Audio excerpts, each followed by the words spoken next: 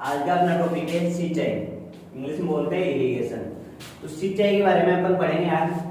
सबसे पहले बात करते हैं अपन सिंचाई की परिभाषा की। तो सिंचाई की परिभाषा क्या होती है? सिंचाई की परिभाषा होती है पौधों की वृद्धि के लिए मृदा में नमी बनाए रखने के उद्देश्य से। पौधों की वृद्धि के लिए मृदा में नमी बनाए रखने के उद्देश्य से जो कृत्रिम रूप से जल देने की क्रिया होती है। कृत्रिम रूप मतलब जैसे तालाब के माध्यम से, नहर के माध्यम से, नलकूप के माध्यम से आदि के माध्यम से अपन खेतों को पानी देते हैं। तो कृत्रिम रूप से जो जल देने की क्रिया होगी वो क्या कहलाएगी? अपनी सिंचाई कहलाएगी। तो इसकी परिभाषा लिख देता हूं यहाँ पे।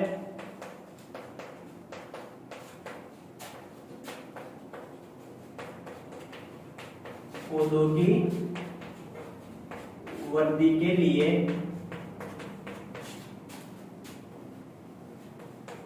कृत्रिम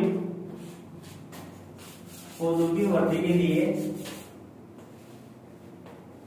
मृदा में नमी बनाए रखने के उद्देश्य से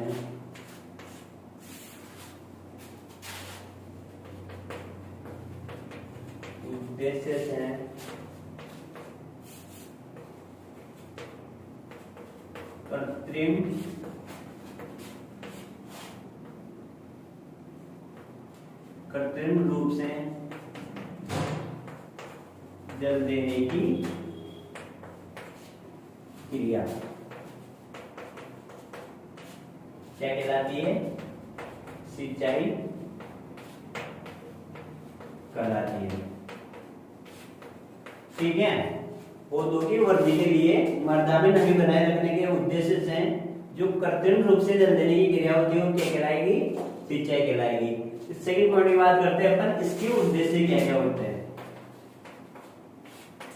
सिंचाई के उद्देश्य क्या क्या होते हैं? जैसे मान लो उद्देश्य का मतलब होता है, जैसे मान लो अपन अभी 12वीं में पढ़ रहे हैं तो 12वीं में पढ़ रहे हैं अपन, तो 12वीं में पढ़ेंगे तो अपना मेन उद्देश्य क्या है? सबसे पहले कि अपन को 12वीं में पास होना है। ठीक है।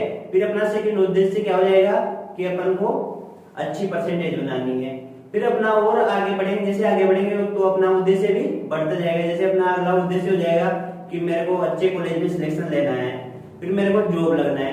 तो ऐसे जैसे अपने उद्देश्य होते हैं वैसे ही सिंचाई के भी अनेक उद्देश्य होते हैं। सबसे पहला उद्देश्य होता है सिंचाई का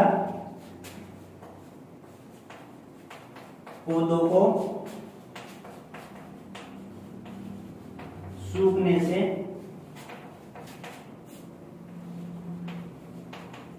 बचाने के लिए क्या करते हैं? अपन सिंचाई करते हैं।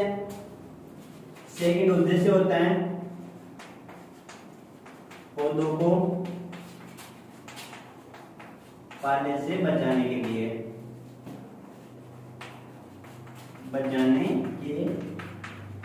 क्या करेंगे? अपन सिंचाई करेंगे। अगला उद्देश्य होता है मृदा की परत को नम बनाकर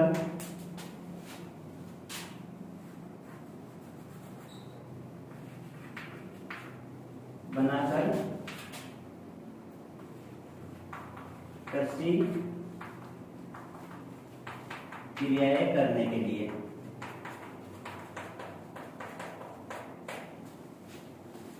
अगला उद्देश्य होता है अपना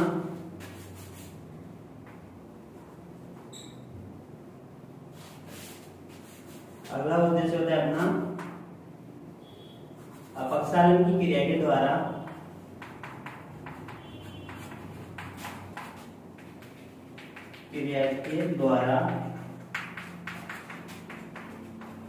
लवणों को घोलकर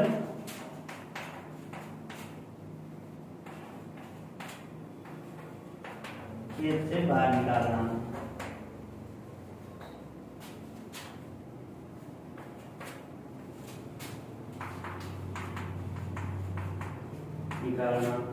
फिर नेक्स्ट उद्देश्य होता है अपना वातावरण को नम बनाकर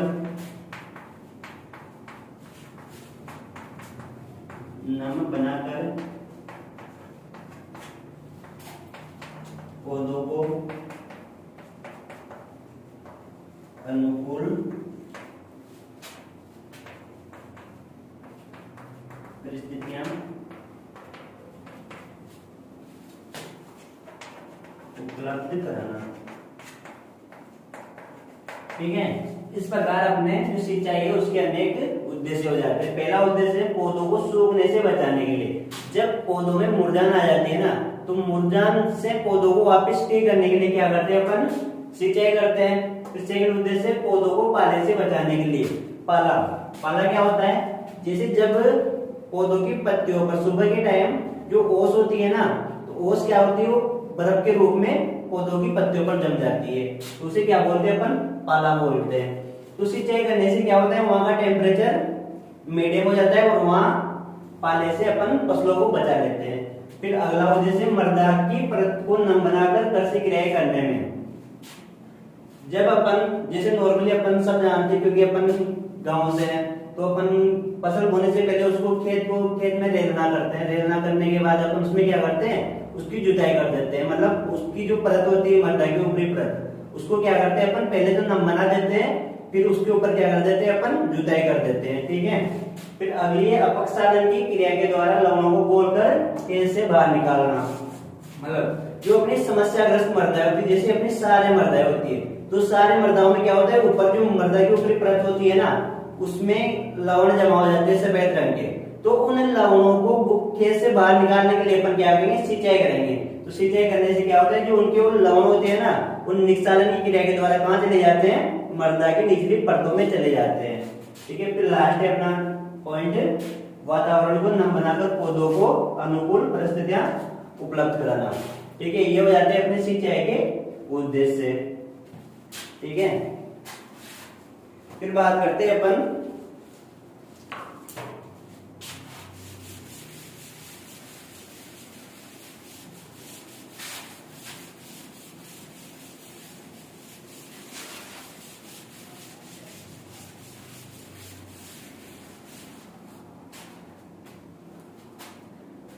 अपन सिंचाई का निर्धारण कैसे करते हैं। हमारा टॉपिक है सिंचाई का निर्धारण। सिंचाई का निर्धारण, तो सिंचाई का निर्धारण 3 प्रकार से किया जाता है। सिंचाई का निर्धारण कितने प्रकार से करते हैं, 3 प्रकार से करते हैं। पहला है समय का निर्धारण,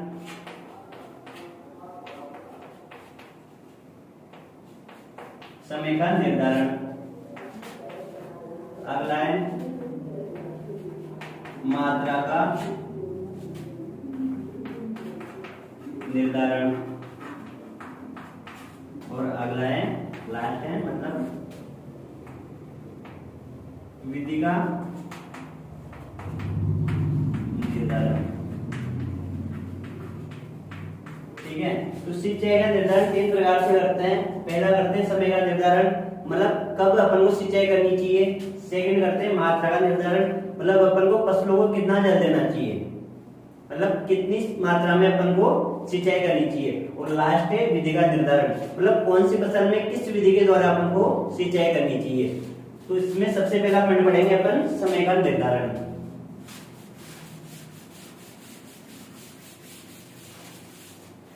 तो समय का निर्धारण 2 प्रकार से किया जाता है। पहला होता है पौधों के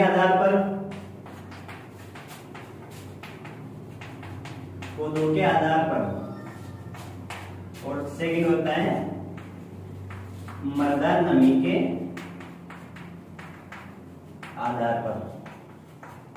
ठीक है, तो सिंचाई के समय का निर्धारण 2 प्रकार से करते हैं। पहला है पौधे के आधार पर और सेकंड है मृदा नमी के आधार पर।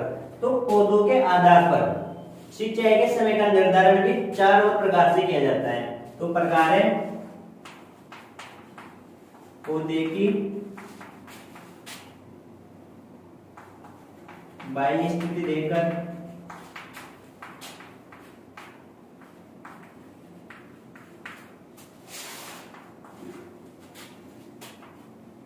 सेकंड है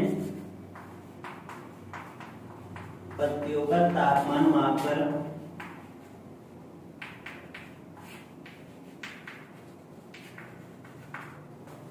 खड़े हैं जल को मापकर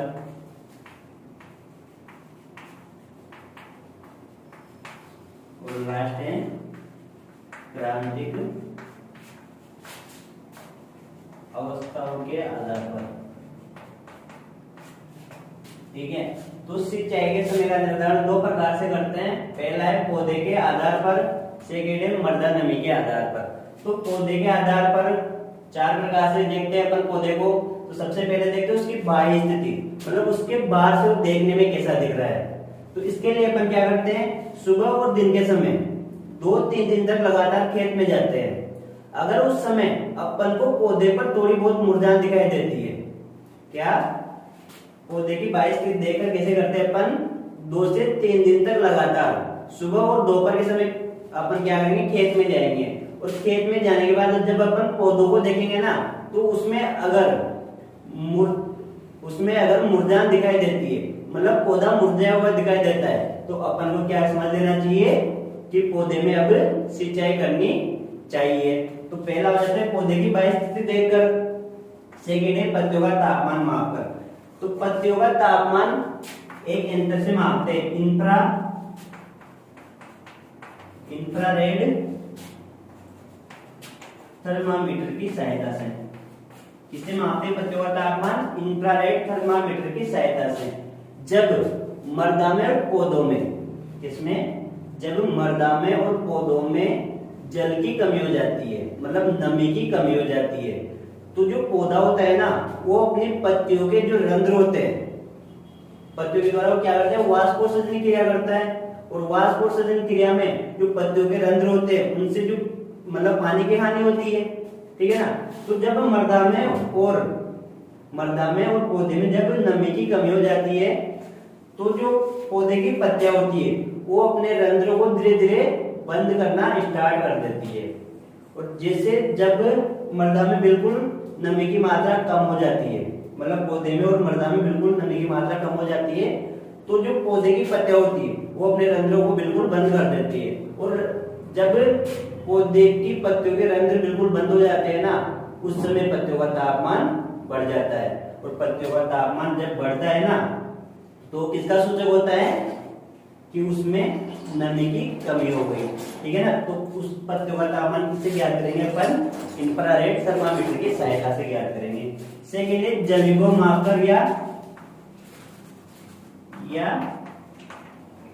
पत्तियों में जल की मात्रा मापकर।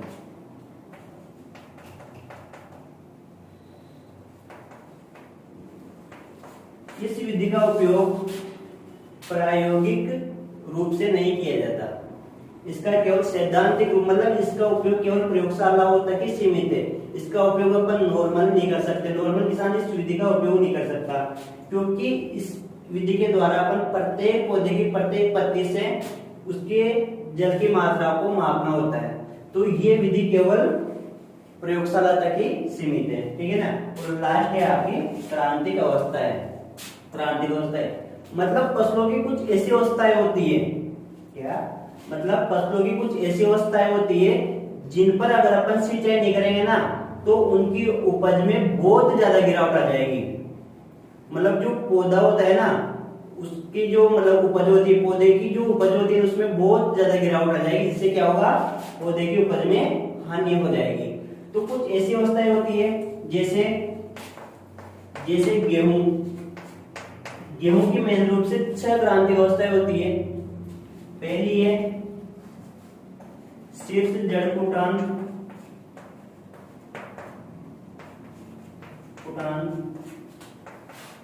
सेकेंड है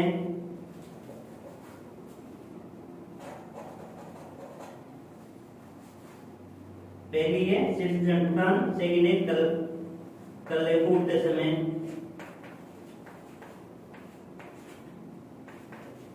फूटते समय, ठीक है ना। तीसरी गांठ बनते समय,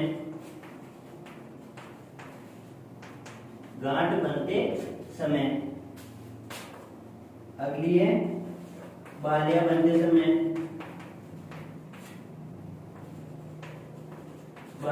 समय, दूधिया अवस्था,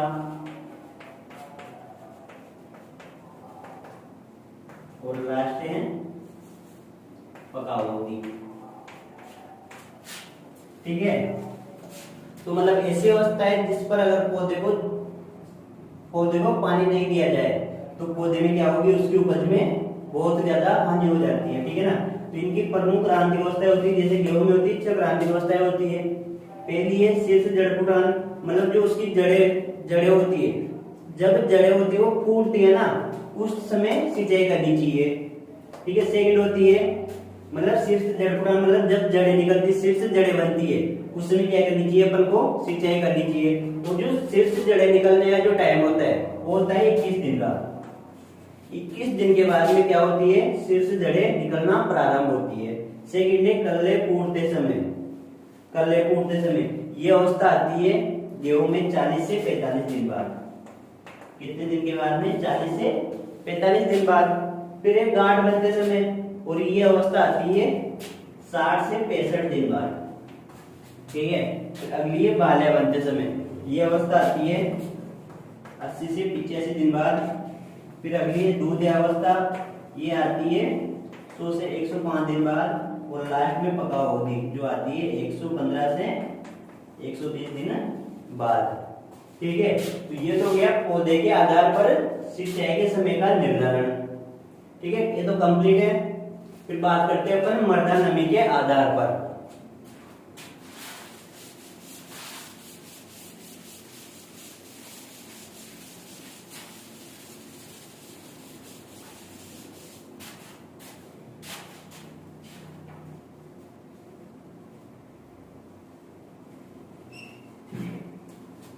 ठीक है, तो मृदा नमी के आधार पर सिंचाई के समय का निर्धारण कैसे किया जाता है।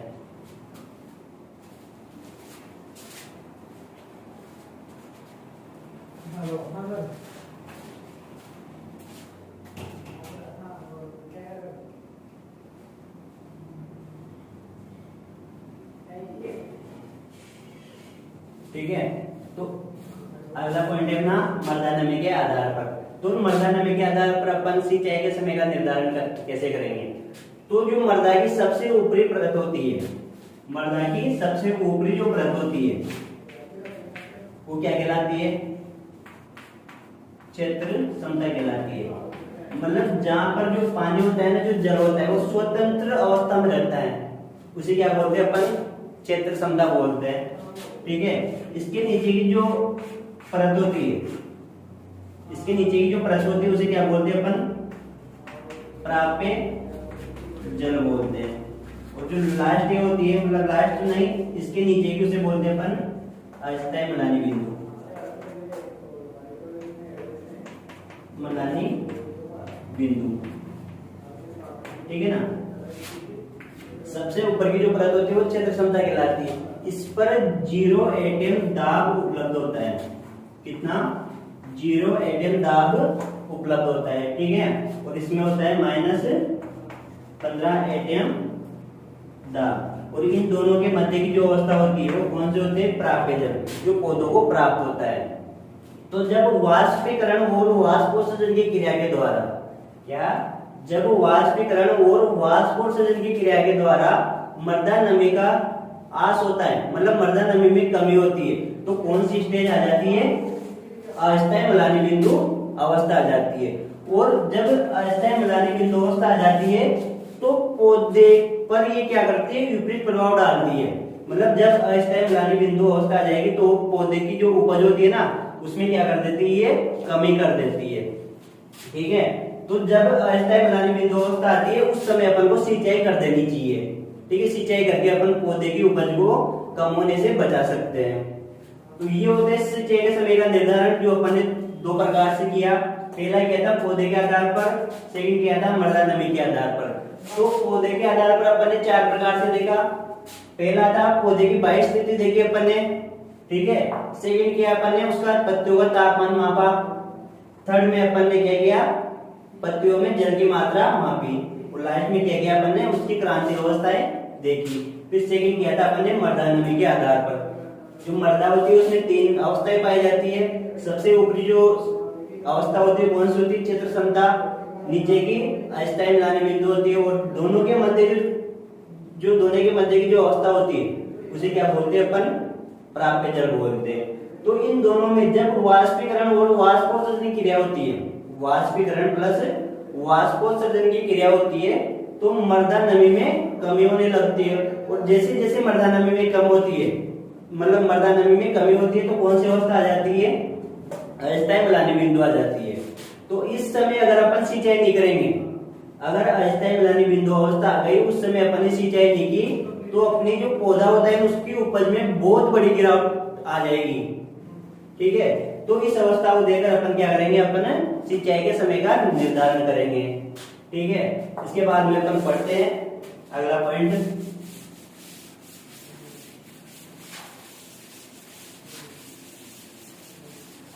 तो अपन पढ़ रहे सिंचाई का निर्धारण, उसमें पहला पॉइंट पढ़ा अपन ने, कौन सा, सिंचाई के समय का निर्धारण। ठीक है, अगला पॉइंट है सिंचाई की मात्रा का निर्धारण। इसको पढ़ेंगे अपन अगली क्लास में। ठीक है।